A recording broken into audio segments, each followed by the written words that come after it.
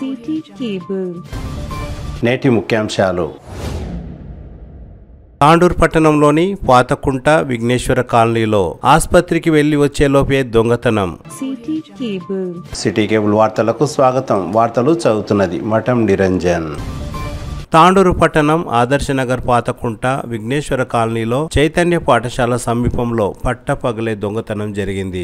భార్యాభర్తలు ఇద్దరు కలిసి ఆసుపత్రికి వెళ్లి వచ్చేలోపు సుమారు గంటన్నరలోపే దొంగతనం జరిగిందని ఇంటి యజమాని తెలిపారు. ఇంటి యజమాని బాధితులు కుర్వ అశోక్, తండ్రి కుర్వ నాగప్ప తెలిపిన వివరాల ప్రకారం 2 తులాల బంగారం, సుమారు 20 తులాల వెండి, 30,000 నగదు చోరీ జరిగిందని తెలిపారు. ఆసుపత్రికి వెళ్లి వచ్చేలోపే తలుపులు తెరిచి ఉన్నాయని, దొంగతనం జరిగిందని గ్రహించామని అశోక్ తెలిపారు. దొంగతనం చేసిన వ్యక్తి సీసీ కెమెరాలో వీడియో కూడా రికార్డ్ అయ్యిందని, దొంగతనం చేసిన వ్యక్తి తన టవల్ ని అక్కడే వదిలిపెట్టి పోయాడని బాధితుడు అశోక్ తెలిపారు. గత 2 నెలల నుండి ఈ కాలనీలో మొత్తం 3 వరుస దొంగతనాలు జరిగాయని కాలనీ వాసులు తెలిపారు. కుర్వ అశోక్ తో పాటు సిద్ధన్న, గూలి నవీన్ కుమార్ ఇళ్లలో కూడా దొంగతనం జరిగిందని కాలనీ వాసులు తెలిపారు. తమ కాలనీలో పోలీసులు ప్రత్యేక దృష్టి సాధించి దొంగలను పట్టుకోవాలని కాలనీ వాసులు కోరుతున్నారు.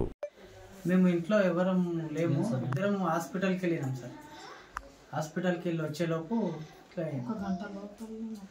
ఒక గంటలో వచ్చేసినాము. 11 గంటలకు వెళ్ళినాము.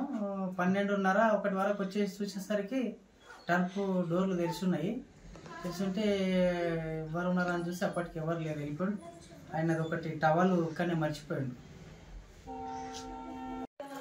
మేము 11 గంటలకు బాజార్కి పోయినాం సార్.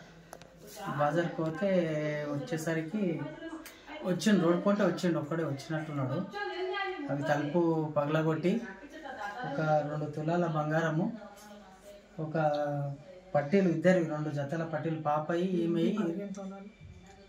15-20 తులాలు వెండి, ఒక 30,000 రూపాయలు నగదు రూపాయలు తీసుకున్నారు. ఇవన్నీ ఇట్లా పడేసి తలుపు డోర్లు కూడా ధ్వంసం చేసాం సార్. తిరిగి వచ్చే బులెటిన్లో తాజా వార్తలతో మళ్ళీ కలుద్దాం. అంతవరకు సెలవు, నమస్కారం. మరిన్ని వార్తల కోసం ఛానల్ సబ్స్క్రైబ్ చేయండి, షేర్ చేయండి, లైక్ చేయండి, కామెంట్ చేయండి.